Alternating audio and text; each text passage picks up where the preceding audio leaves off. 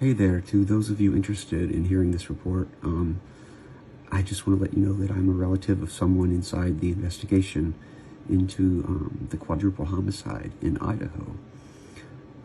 I don't want to be any more specific than that because I don't want to put anybody in a challenging or contentious situation regarding their continued employment. And I will say what I'm about to tell you is secondhand, but it is from what I believe to be a very reliable source. Again, this can only be considered a rumor as I don't have firsthand knowledge. I never planned on posting any of this information out of respect for the victims' families. However, now that one of the victims' fathers has released some of the gruesome details himself, I'd like to share some of the investigative theory. As you know, the two women were found in the same bed, but with similar wounds. That's what's being reported. That's not exactly 100% true.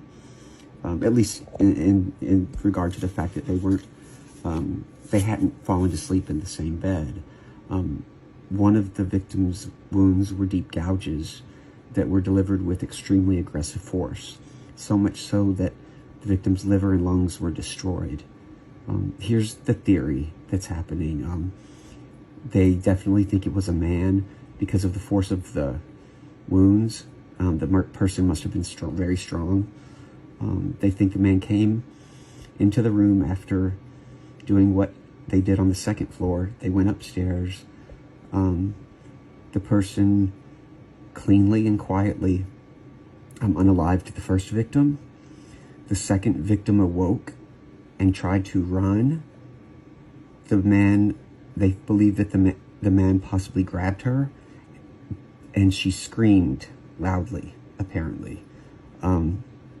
The man then harmed her, and the reason the wounds were of such force, he was delivering it quickly and forcibly to quiet her, which I apologize for how, I know it's disturbing, but anyway, how do we know that she screamed?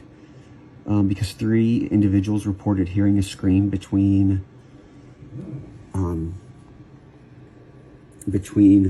3:45 and 4 o'clock. That's why the police have such a specific time frame as to when the murders occurred, because I don't know if you noticed, but the authorities weren't called the next day until late in the morning, yet they had a very specific time frame when the murder happened. They think the scream is why. And after reviewing video files from the neighborhood, they reviewed security cameras in the area, and they have an audio file I haven't heard it, but I was told that you can clearly hear a loud scream from a female. That scream was recorded at exactly 3:38 a.m.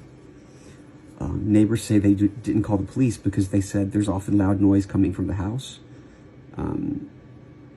I was told that there are parties there all the time. Again, I don't know if that's true, but it's what I was told. The weapon used was a long serrated-edged hunting knife with a fixed blade. The weapon had not been in the house. The person brought it with them and took it when they left. The 2 victims were on the same bed, not side by side. One victim was found on top of the other. The reason is that the one tried to escape and was grabbed, harmed, and then shoved and fell on top of her friend. That is why there's a lot of blood mixtures on at the scene. They're also desperately looking for this white car.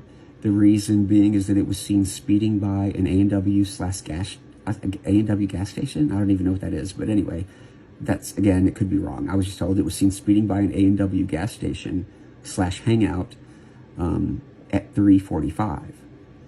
Now, if the scream was recorded at 3:38 and the car sped by at 3:45, it's a very tight time frame, but it is possible that the person left immediately and rushed and was seen speeding by. Also, the scream may have been what caused the person to quickly leave. That scream could have been what saved the other 2 roommates' lives. The person knew that they might be detected, so they sped away. Again, this is all just rumor. Take it for what it is. I just pray for these young people. I hope they rest in peace and that their families can find peace after this horrible crime, and I hope that the person who committed it can be brought to justice. Thanks a lot.